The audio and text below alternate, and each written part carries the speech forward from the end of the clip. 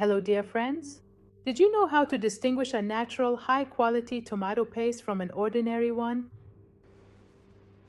Did you know that the quality of your tomato paste depends a lot on the tomatoes and the production method?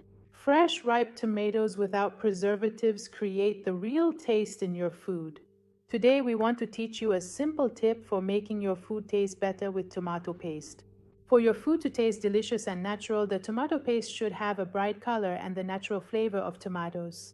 Our tomato paste has exactly these qualities. Made without preservatives, with fresh and high quality tomatoes, it helps you prepare dishes everyone loves.